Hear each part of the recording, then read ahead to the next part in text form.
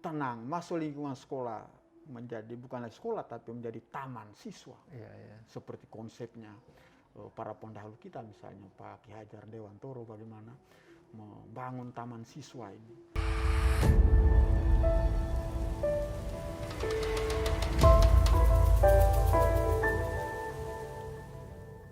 Assalamualaikum warahmatullahi wabarakatuh. Waalaikumsalam warahmatullahi wabarakatuh. Ya, berjumpa lagi kita di channel YouTube Catatan Irwan Samunu. Pada kesempatan ini kita masih ada di segmentasi Festival 480 tahun Kota Bau-Bau.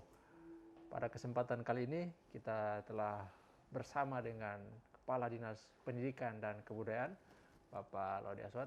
Assalamualaikum Pak Kadis. Waalaikumsalam warahmatullahi wabarakatuh. Ya, baik, berkaitan dengan segmentasi kita di 480 atau Festival 480 Kota Bau-Bau terkait dengan posisi Bapak sebagai Kepala Dinas Pendidikan. Bisa digambarkan Pak Kadis seperti apa kondisi yang ada di institusi yang Bapak pimpin saat ini?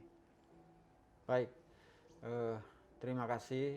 Assalamualaikum warahmatullahi wabarakatuh. Pada para pemirsa atau penggemar channel YouTube saudara saya Irwan Shah Amunu. Kita ketemu lagi dalam festival ya 480 tahun Bau-Bau dan 20 tahun Kota Bau-Bau sebagai daerah otonom. Tentu bicara pendidikan Kota Bau-Bau tentu sebanyak diketahui bahwa bicara pendidikan ini kan bicara nasional sebetulnya. Begitu. Jadi pendidikan Kota Bau-Bau merupakan bagian yang integral dari pendidikan nasional. Tujuannya jelas seperti yang diamanatkan dalam pembukaan Undang-Undang Dasar 45 di alinea keempat, yaitu memajukan kesejahteraan umum dan mencerdaskan kehidupan bangsa. Jadi acuannya dari sana, mencerdaskan kehidupan bangsa. Begitu. Nah, kemudian dalam batang tubuh Undang-Undang Dasar 45 kita tahu bahwa di amandemen keempat Undang-Undang Dasar 45 ini di pasal 31 ayat 1 dan seterusnya itu memang di situ disampaikan tentang hak warga negara dalam memperoleh pendidikan. Di samping itu dalam Undang-Undang Dasar 45 dicantumkan bahwa anggaran pendidikan itu 20% dari APBN atau APBD. Ini artinya bahwa pemerintah, negara konsen dalam dunia pendidikan ini. Negara, pemerintah fokus dalam peningkatan mutu pendidikan. Karena ini merupakan modal dalam rangka mencapai tujuan berbangsa dan bernegara ini. Nah, dalam konteks Kota Bau-Bau tentu tidak akan jauh melenceng dari arah kebijakan pemerintah pusat.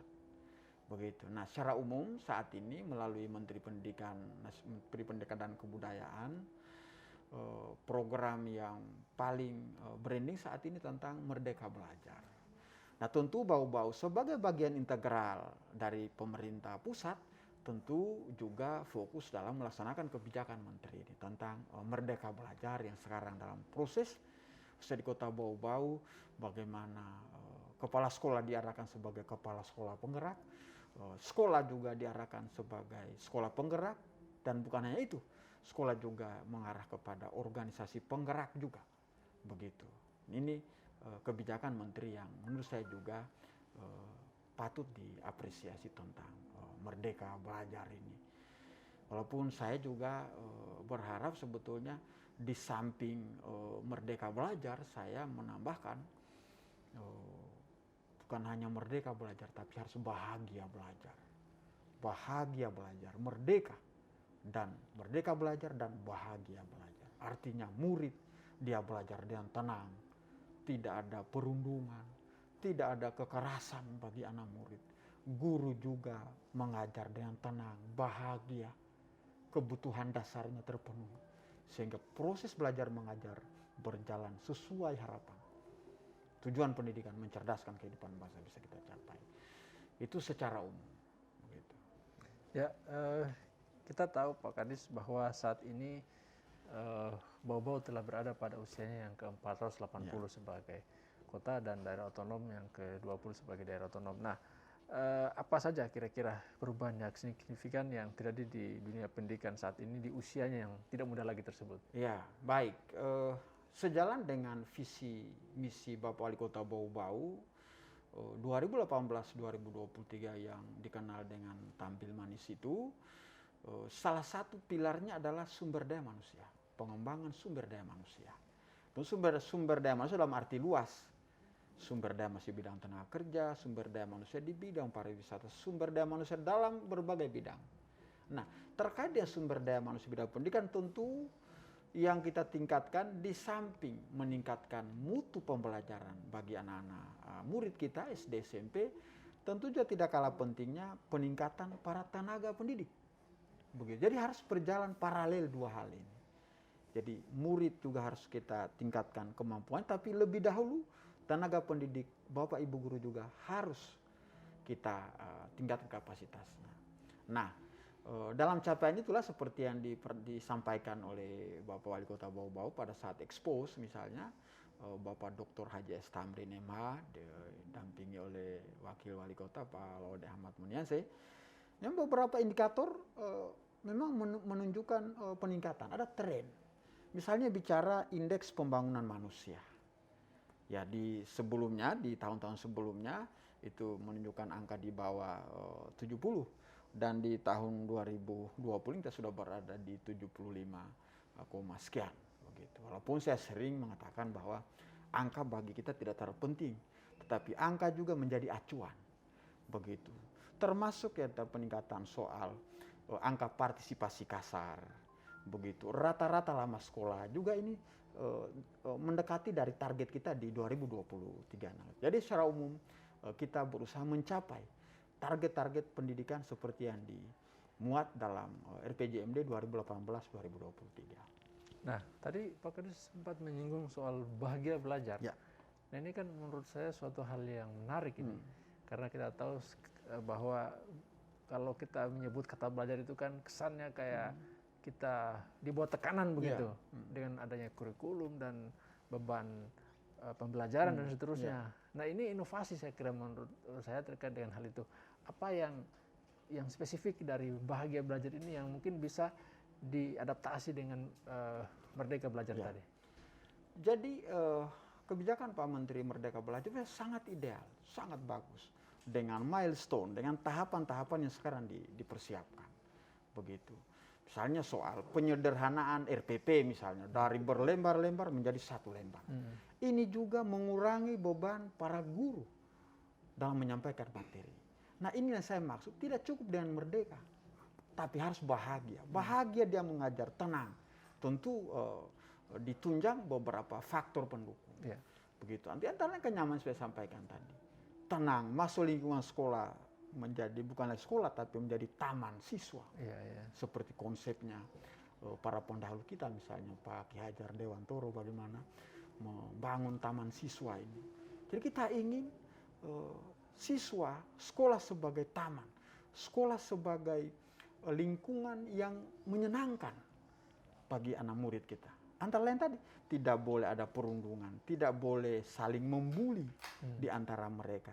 Dan ini tugas guru, memastikan tidak boleh ada tawuran dalam sekolah, tidak boleh. Jadi anak-anak bahagia, tidak boleh ada perundungan, tidak boleh anak-anak dibuli karena keterbatasan sesuatu, kemudian anak-anaknya dibuli sama mereka. Ini tugas kita mengarahkan anak-anak kita. Apalagi Bapak Wali Kota sekarang menerapkan konsep PO5 ini.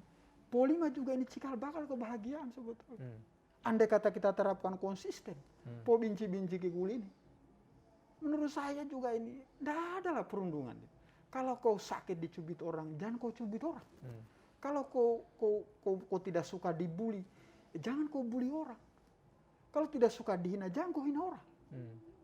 Sehingga PO5 juga menjadi salah satu semacam kaidah penuntun. Kalau Pak Wali mengatakan bahwa ini filsafat nilai, filsafat rasa, saya juga menjadi bagian dari sebuah kaidah penuntun dalam menuju pembelajaran yang berkualitas.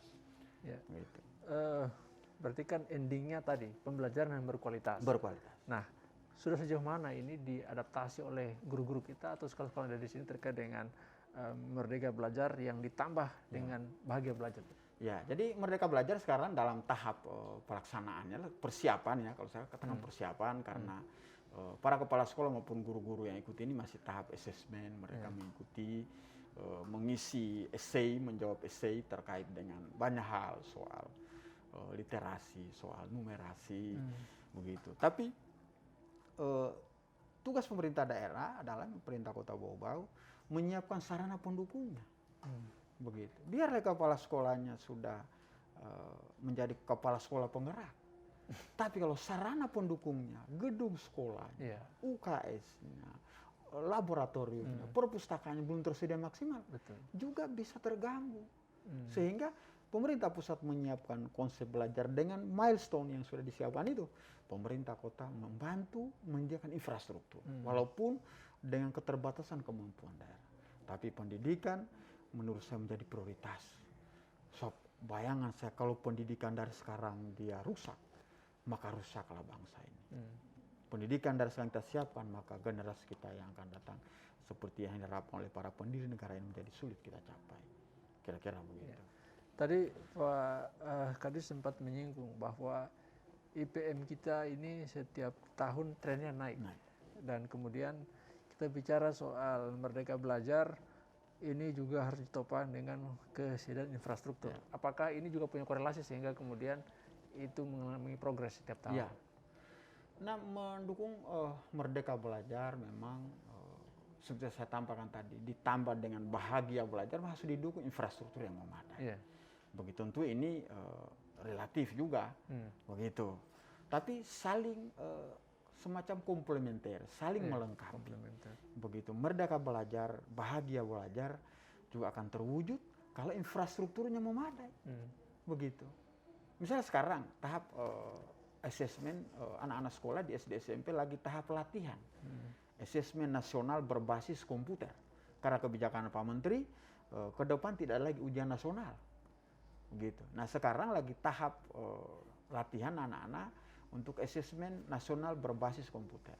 Nah, ini juga pemerintah daerah, pemerintah Kota Bau-Bau harus menyiapkan infrastrukturnya, memastikan jaringannya harus bagus, sarana pendukungnya, IT-nya juga harus tersedia walaupun sederhana belum sederhana, tapi semua kita persiapkan walaupun konsep-konsep gotong royong misalnya, karena belum sekolah juga mampu.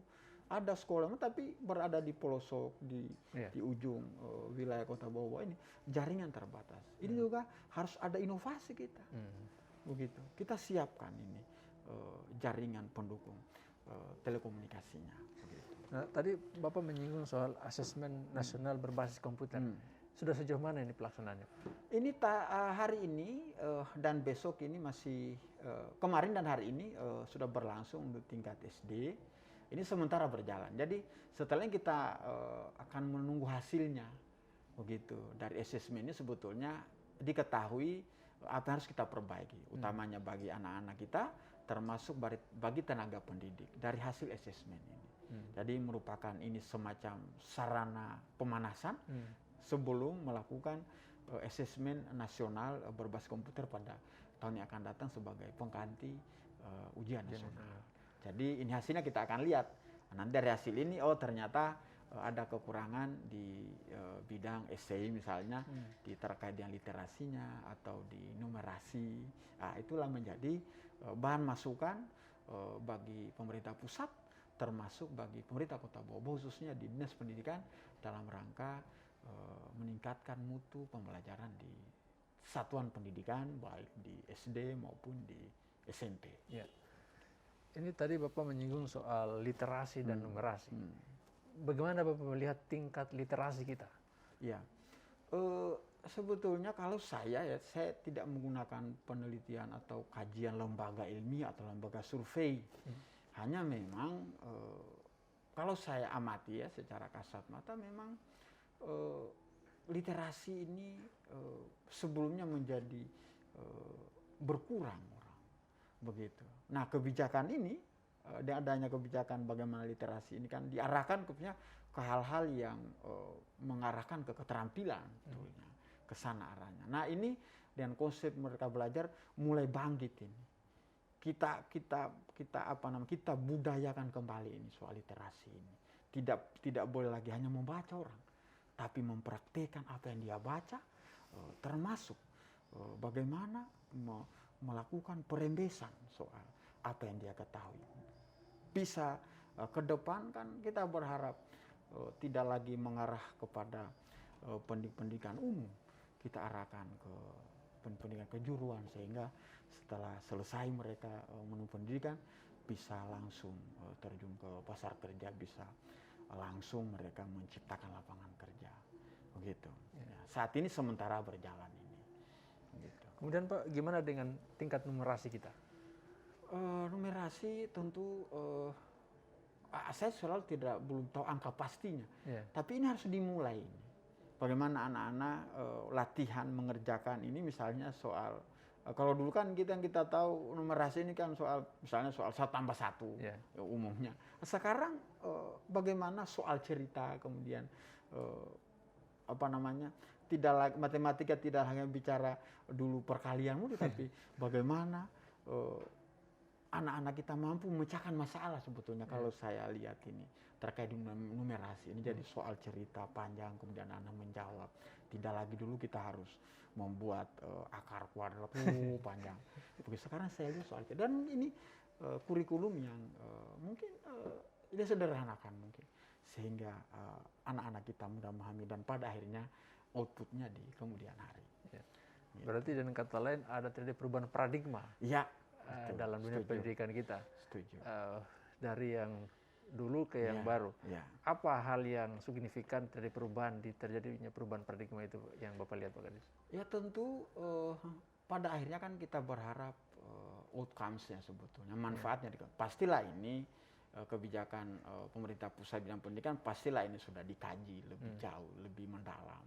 Sudah ada pengalaman-pengalaman baik di beberapa negara berkembang. Tentu ini diadopsi, apalagi Pak Menteri ini kan alumni dari luar negeri. Tentu banyak pengalaman mengadopsi pendidikan modern yang bisa diterapkan secara bertahap di Indonesia. Saya berkeyakinan bahwa 10-20 tahun akan datang akan terasa manfaatnya. Karena pendidikan ini adalah investasi jangka panjang dia. Bukan terima kiri sorong kanan ini. Iya. Tidak kita kayak bangun bangunan, hari ini kita bangun, besok gedungnya kita lihat. Pendidikan long investasi jangka panjang. Dan akan kita rasakan 20, 10, 20, 30, 40 tahun akan datang. Begitu. Sehingga memang mahal biayanya. Tapi pendidikan ini bagaimana membangun jiwa, membangun raganya orang. Dari tidak bisa menjadi bisa. Dari tidak tahu menjadi tahu. Jadi pantas saja khusus pendidikan ini disebut khusus dalam Undang-Undang Dasar 45 itu, baik di pembukaan maupun di batang tubuhnya. Karena begitu pentingnya pendidikan. Saya tidak mengesampingkan yang lain. Tapi saya tidak bisa membayangkan kalau tidak ada pendidikan di dunia ini. Gelap gulita tidak ada di dunia ini. Begitu. Tentu di samping urusan-urusan yang lain. Kesehatan juga penting. Urusan agama juga sangat penting. Urusan perhubungan juga penting. Pariwisata, semua penting. Tapi bukan berarti ini super penting. Tetapi para pendahulu kita mencantumkan langsung, disebut dia. Tujuan bangsa India yang keempat itu. Memajukan kesejahteraan, mencerdaskan kehidupan bangsa, menjaga ketertiban dunia, berdasarkan perdamaian abadi dan keadilan sosial. Pendidik mencerdaskan kehidupan. Jadi begitu pentingnya pendidikan. Investasi jangka panjang. Kita akan rasakan 10, 20, 30 tahun. Begitu. Karena itu saya beberapa kali pertemuan, saya mendorong Bapak Ibu guru untuk selalu meningkatkan kapasitasnya mereka dalam memberikan pembelajaran kepada anak-anak. Kepala sekolah, Bapak Ibu guru tidak boleh bertahan dalam kondisi nyaman.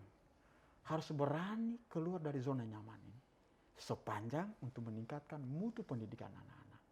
Begitu. Dengan keterbatasan sarana kita, ya saya kira utamanya di wilayah timur kita, khususnya di daerah kita terbatas. Tapi pemerintah kota, wali kota konsen dalam pendidikan. Buktinya salah satu pilarnya yang beliau cantumkan adalah di samping pembangunan ekonomi, infrastruktur, budaya, salah satu adalah sumber daya manusia. Begitu pentingnya soal pendidikan ini. Ini Pak Kadis, kita bicara soal misi tampil manis yang hendak mewujudkan Bobo sebagai kota tertib, aman, maju, indah, populer dan lancar, dibingkai dengan pengarus taman 4 pilar sebagaimana yang Pak Kadis sebutkan tadi. Bagaimana Dinas Pendidikan dan kemudian mengimplementasikan hal tersebut? Ya, dalam rangka itu memang banyak hal. Jadi misalnya antara kualitas tenaga pendidik dan infrastruktur harus berjalan paralel, begitu. Juga bagaimana memastikan kesejahteraan para tenaga pendidik. Jadi kesejahteraan yang dimaksud ini adalah bukan berarti kita harus beli bonus, kita beri semacam uang cash kepada para guru, tapi memastikan gajinya jangan dia terlambat, memastikan sertifikasinya terbayar dengan tepat waktu. Begitu. Pada saat Bapak Ibu guru mengajar, tersedia sarana pendukung alat tulisnya. Begitu. Jadi ini berjalan paralel. Begitu. Andai kata daerah kita yang memiliki kemampuan lebih, ya kita akan kasih tunjangan seperti daerah lain itu. Tapi kondisi keuangan kita terbatas. Begitu. Tetapi pemerintah kota memastikan gajinya terbayar tepat waktu, sertifikasinya dibayar tepat waktu. Ini juga dalam rangka memberikan kebahagiaan tadi itu. Bahagia belajar. Bagaimana mau konsen belajar, mengajar, kalau gajinya terlambat terus ya terima. Ini juga tugas kita. Begitu. Salah satu bentuk komitmen. Nah, di samping seperti tadi, menyiapkan lingkungan belajar yang nyaman dalam lingkungan sekolah. Begitu. Tidak boleh ada kekerasan. Guru tidak boleh lagi mengajar dengan cara-cara yang lalu. Begitu. Sekarang serba transparan dengan media sosial, semua terawasi, semua terkontrol, begitu. Ya. Pak Kadis juga menyinggung soal media sosial. Bagaimana pengaruh media sosial terhadap dunia pendidikan kita saat ini? Tentu media sosial ini seperti yang kita baca juga di media sosial, memang banyak menggantikan beberapa gadget yang ada, begitu. Dengan kehadiran smartphone sekarang ini. Memang tergeser. Tidak perlu kita beli jam, tidak perlu kita beli senter, begitu. Semua tergantikan. Tidak perlu kita bawa kantungnya uang, begitu. Nah, ini ini menjadi tantangan bagi kami tentang pemanfaatannya di sekolah. Betul. Nah, dalam suasana COVID memang semua murid sebagian besar kan belajar daring, belajar online. Begitu. Tentu kami berharap tidak mungkin kita akan melarang anak-anak memegang handphone, begitu, karena mereka mampu dia beli, begitu. Nah, yang kita kendalikan penggunaannya, minimal selama jam sekolah. Nah, kita berharap smartphone yang dipegang oleh anak-anak sekolah ini digunakan untuk kepentingan pendidikan, begitu, ya. Jadi saya sering mengatakan, disampaikan orang, ini perlu dibatasi. Ya, yang kita batasi pemanfaatannya dalam jam sekolah. Tapi tidak mungkin kita mau larang anak-anak jangan kau bawa HP. Karena di samping dia gunakan belajar untuk menghubungi orang tuanya ketika dia pulang. Pada saat pulang dia menghubungi orang tuanya supaya dijemput dia. Tentu tidak kita larang. Begitu. Nah, ada yang bilang, kalau begitu HP-nya dikumpul. Kalau HP-nya dikumpul, kalau dia hilang siapa yang bertanggung jawab? Jadi biarlah dia bawa smartphone misalnya, tapi penggunaannya kita awasi. Dibuka pada jam berapa misalnya dalam proses belajar mengajar. Selain untuk belajar online, tidak boleh. Nanti pulang, silakan menghubungi penjemputnya, menghubungi kakaknya, menghubungi orang tuanya. Begitu. Jadi pengendalian pemanfaatannya yang kita lakukan. Kita tidak akan melarang, begitu, karena sulit zaman sekarang.